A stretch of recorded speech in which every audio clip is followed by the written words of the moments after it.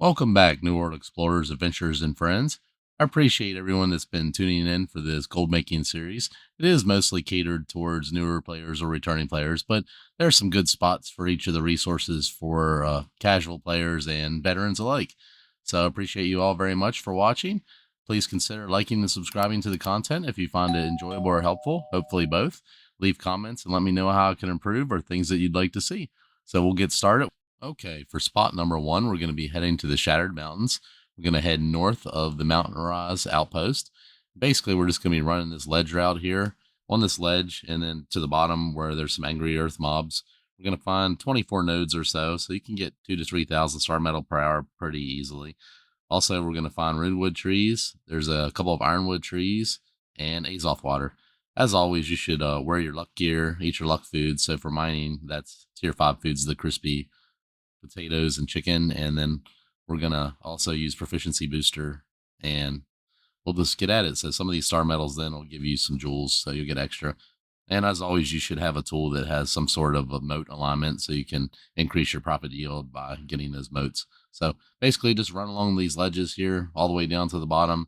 Like I said, there's 24 nodes, so 2 to 3,000 an hour pretty easily. Not very many people here usually, so it's a good spot. So now we'll move on to spot number two. Okay, for spot number two, we're going to head to Great Cleave, and it's going to be the Bastion Outpost. We're going to run along the ledge from north to south and then back again.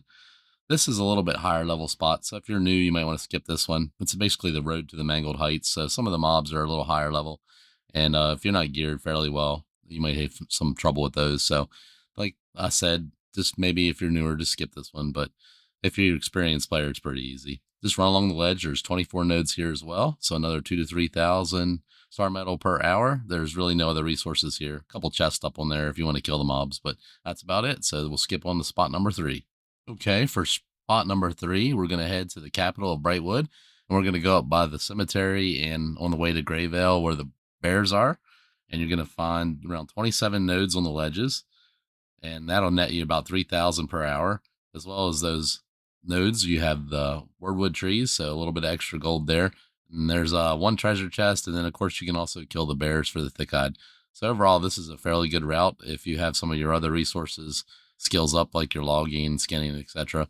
So you can really double your profit by just running around, getting the nodes, and then getting those wordwood trees, and then killing the bears for tons and tons of the hides for your leatherworking. So easy spot for pretty much anyone, new player, casual like. And now we'll head on to spot number four.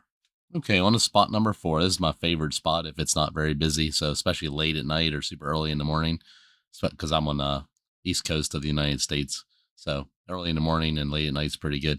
But basically, you're going to go to Eban Scale Reach. You're going to hit the Imperial Shrine fast travel point, and then the circle that I'm making on the map there, you're just going to run that continuously.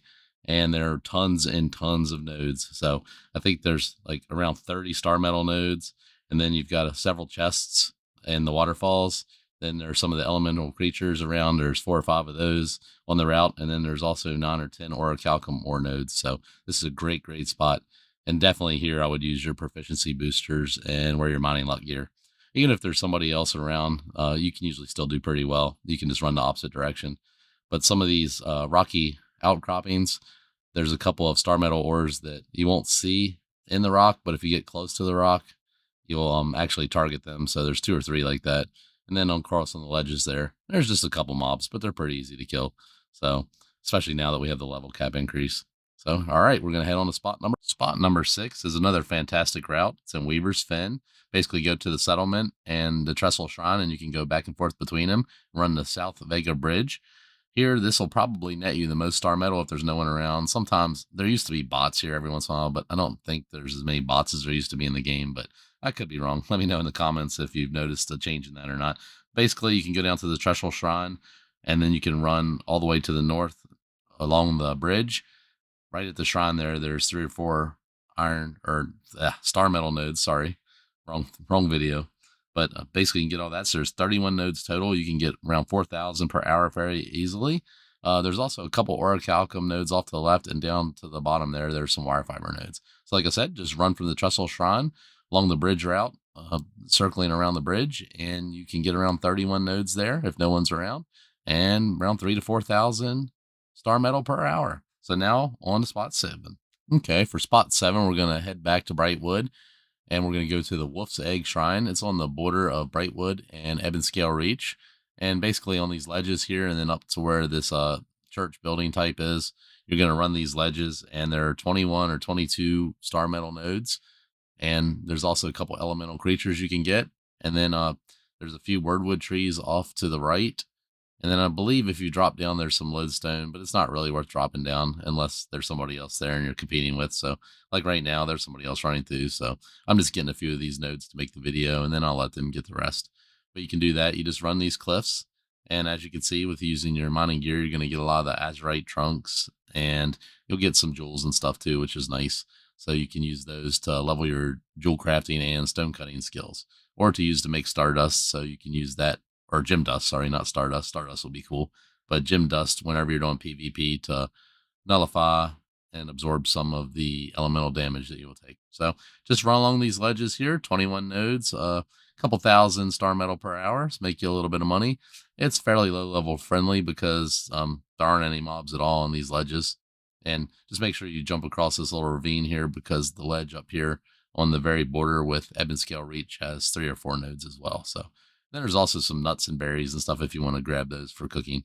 But hopefully you've enjoyed the video or found it helpful. If you have, please consider liking and subscribing, hitting the notification bell. Appreciate it very much. It's helping the channel grow, and I'll see you in the next video.